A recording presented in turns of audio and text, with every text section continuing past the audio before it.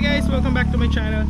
For today's video is nandito tayo sa Mendez, Cavite, and we will have here a new project. And ito na mismo siya, along Barangay Road. Ito yung Barangay Road. So going to Tagaytay is around 8 to 10 minutes. Actually mga 8 minutes lang.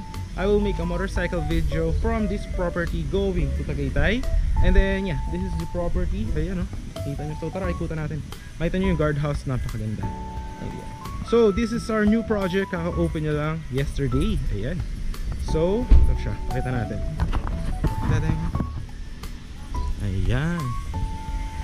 So actually ngayon guys, it's napakalamig dito. That's no joke. Makita nyo yung ulap eh.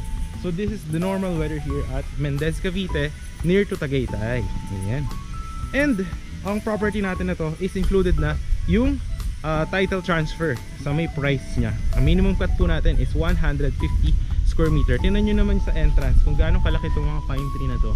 Ayan. So parang ka nasa Baguio feels, but affordable one. Ayan. So malamig ngayon guys, medyo mahangin lang. I'm not sure if maririnig tayo. Ito yung guardhouse. Ayan.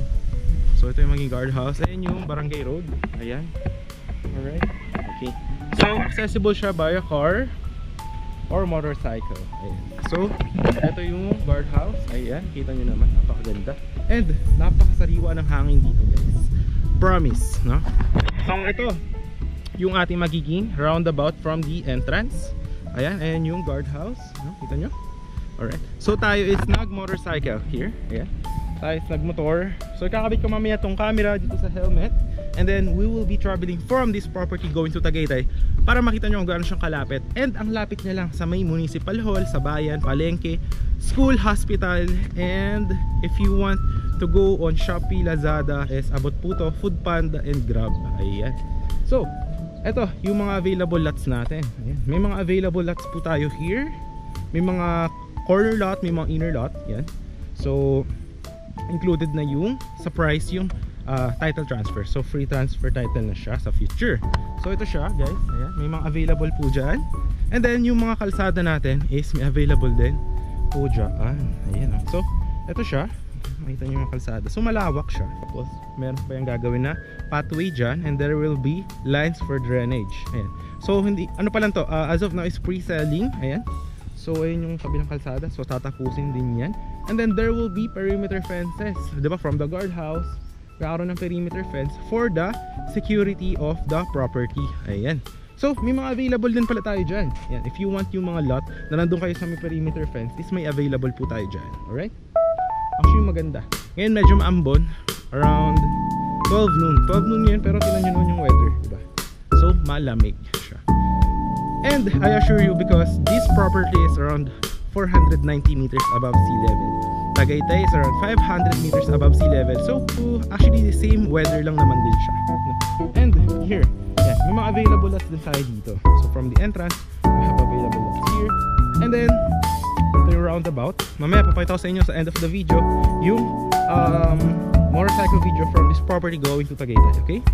But siguro para ma-appreciate nyo muna yung property is I will show you yung ating drone shot that you will see here. 3, 2, 1. Ito po yung drone shot ng ating property.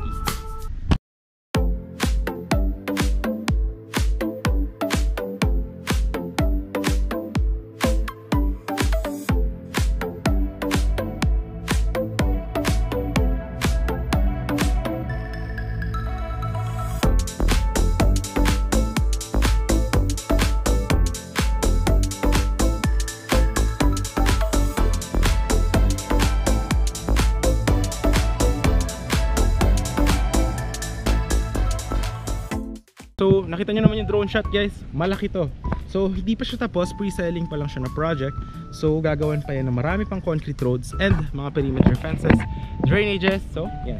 And then upon full development is any house design upon full construction. Ayan. Tapos pwede kayo for contractors sa labas. If you have mga kilala nyong contractor, pwede po yan. So dito sa main road, meron na tayong available lots.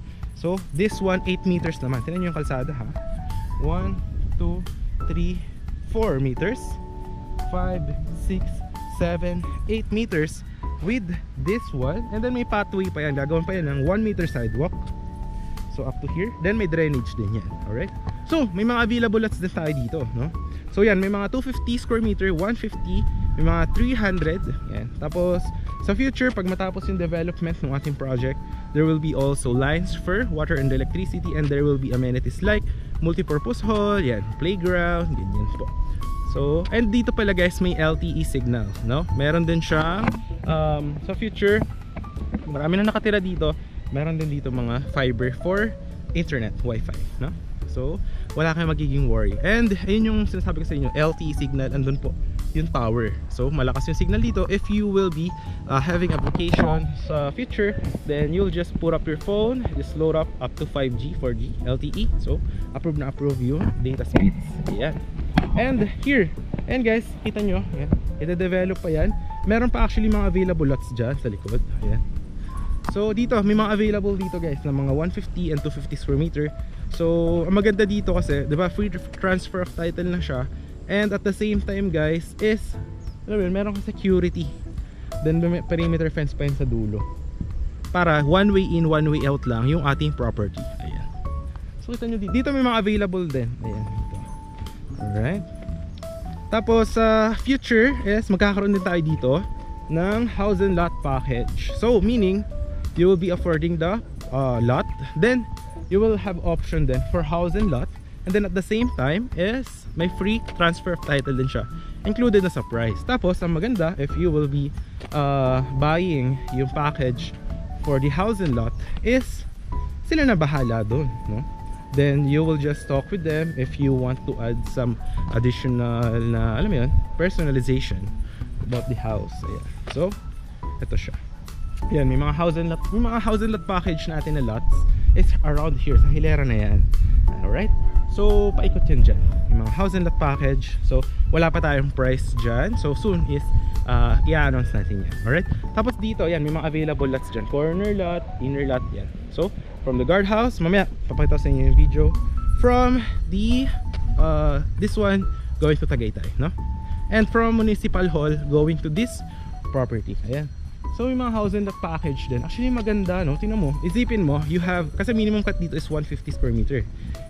If you have 150 square meter, lot dimensions probably 10 by 15 meters. So if you're having a small house, then I mean, rest house mo siya. If you are from Manila, you want to alam mo yun, live in a property or a place na malamig yung weather, and then pwede mo pagawa any house design, swimming pool, parang rest house mo siya away from the city, and have here ng cold weather Tagaytay feels, but at an affordable price. Because if you will be going to Tagaytay, ang mga pricing po ng mga lots doon is around 13k, 15k per square meter, 18k, 20k depending sa location. Ayan. So ito yung mga sinasabi ko sa inyo na feature magkakaroon ng mga house and lot package. Yan. So wala pa tayo dyan pricing. So dito may mga available tayong lots. Ayan. So may mga 150, 200 dyan. So maganda siya actually. Ito malapad din yung kalsada dito. Tingnan nyo ha. So kasha ang dalawang sasakyan, SUV, pickup. So kasyang kasha. Approve na approve. Ayan. So ikutan pa natin. Ito yung sa house and lot package, diba? Ayan. So dito sa dulo, ayan, nakikita nyo dyan, gagawin pa dyan ng perimeter fences. Ito, yan yung sinasabi ko sa inyo na pathway. Diba napakaganda? Isipin.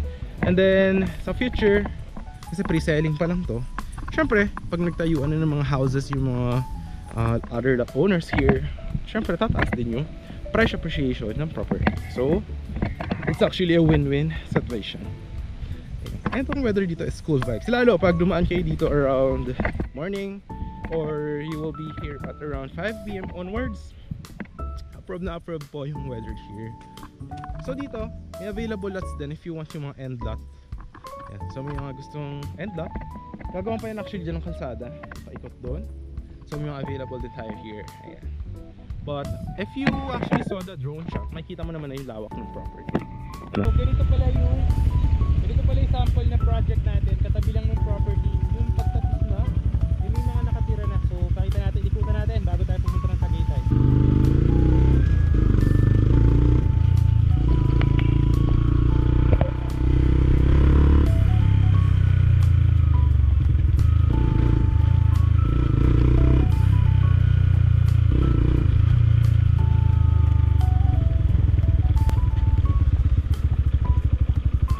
Yes, ito yung isa sa inikutan natin na katabi lang nung project natin na bagong open.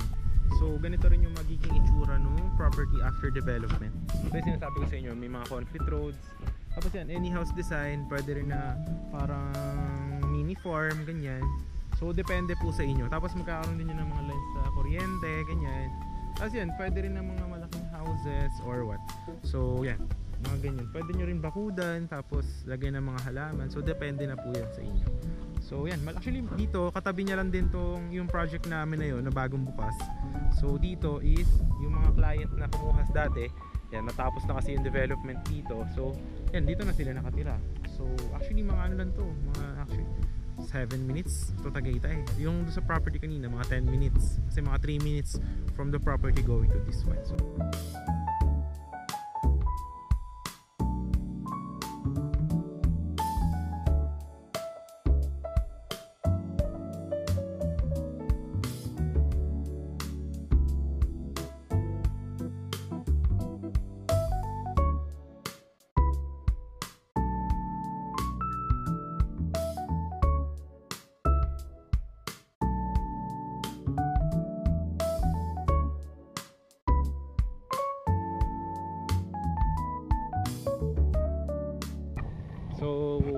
that sums up. I think that will be our property tour for today, no? Yung maganda. Masasabi ko dito, if I have a budget, installment naman yan, so 0% interest naman. So if you will be putting your money on the bank, it's actually better to invest it, because if you'll be availing properties like this that will be developed in the future, diba? Imbes na sa bangko natutulog yung money mo, then you will invest it here. Your 1M, 1.5M could be 2M in no time, no? Lalo na kung may mga gagawin, lalo na mga business near the area, like mga malls, ganyan. So that's a price appreciation for sure. Ayan. So that sums up our property tour for this one. So that's ano lang naman, yun lang naman, simple lang naman kasi yung property na to. So nothing fancy, walang mga clubhouse, just multi-purpose hall for the future, parks and playground. So that's it, no? Simple lang. Alright. Kaya ang monthly dues nyo sa future is just around 200 pesos for the maintenance, for the grass cutting, kapag natapos na yung project and ma-turn over na yung mga lots, no? And sa dulo nyan gagawin pa yun ng perimeter fence. Ayan. So much maganda, no? Approved na approved. So yan, lamig na guys. So ngayon is mag-video tayo na from this property going to Tagaytay. So please watch that. Siguro if fast forward ko na lang siya, but yes, that's around 8 minutes by motorcycle or car. Yeah. So that sums up. Ganda ng guardhouse, no? Talagang social. So yan, yung mga OFW natin dyan, message nyo na ako. Dyan naman yung Viber or WhatsApp ko. Thank you sa panonood. Hope you will be coming back for more videos or subscribe our channel para makahelp din sa akin yan. So yan, end ko na to and please watch our video. Bye bye. So tara, magmotor na muna tayo. Nag-jacket na ako kasi malamig dito sa lugar. Grabe yung hampas ng hangin. Tanghali pa lang yan, wala pang gabi. So, pag gabi dito mas malamig, no? Ganda. May budget lang, maganda talaga bumili dito sa Tolya. Ganda pa ng itsura nitong project. Mura din. Actually mura yung pricing niya. Tsaka aesthetic yung guardhouse. Laki ng entrance. Galing. Prove. So, tara, let's go. Ay, punta ko na kayo sa Tagaytay. Let's go.